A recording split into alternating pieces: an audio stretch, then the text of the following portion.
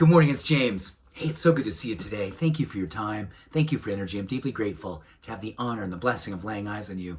And I do hope and pray that this message finds you and all the people that you love peaceful, thriving, and very, very well. So this morning, this is going to be a message that I do believe hits home for most all of us. I know when I read this study, I was thinking to myself, oh my gosh, that is really, really hard to know what's happening with the vast majority of people here in the U.S., and I'm sure this applies to a lot of people outside the United States. But the study was a 2023 poll of several 100,000 people, asking them simply, what is their self-talk most about? Interesting and sobering is what they found out. The average person has over a dozen negative thoughts concerning their bodies and their self-worth every single day. Over a dozen thoughts that are negative, self-judging, diminishing, thoughts about their bodies and their self-worth every single day. And it's really interesting, right? Because positive self-talk has almost become a cliche, right? In the self-help and sort of spiritual circles. But there's a lot of research that talks about the fact that when we do our own sort of inner monologue and connecting it to cognitive behavioral therapy, where we challenge thoughts, something that comes up, it's almost like a reflex. I'm not good enough. I don't like this part of my body. I just don't feel worthy of success or happiness or love. Any of those thoughts become cyclical. We have an opportunity when we become present, when they come up, to not shy away from them, but to challenge them, to lovingly, compassionately, and courageously challenge them.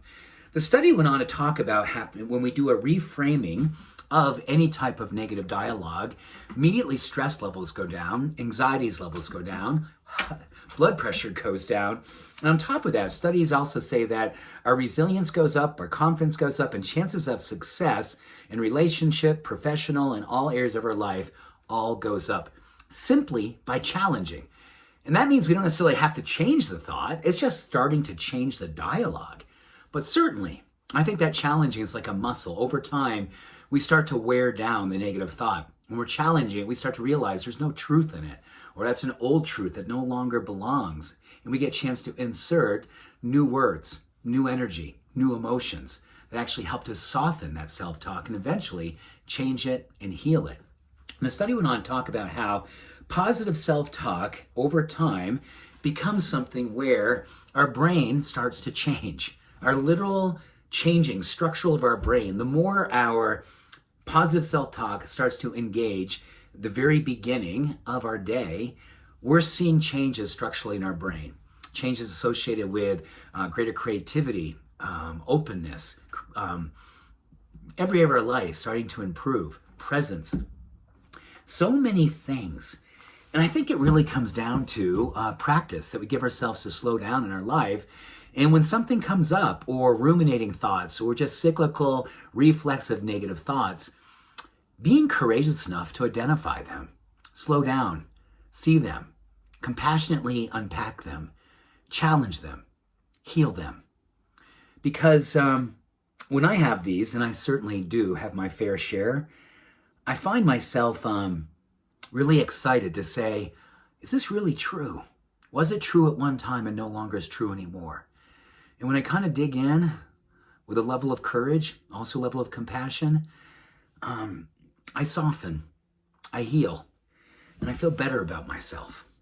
It's kind of simple and sometimes complex, but I think all of us would love to have greater self-talk, positive, loving, courageous, and compassionate self-talk, to challenge any limiting beliefs that no longer serve us. And I'm finding out more and more, and I'm sure you would feel the same way. Most of them were not true, and they never will be true. We get a chance to heal by bringing true to life.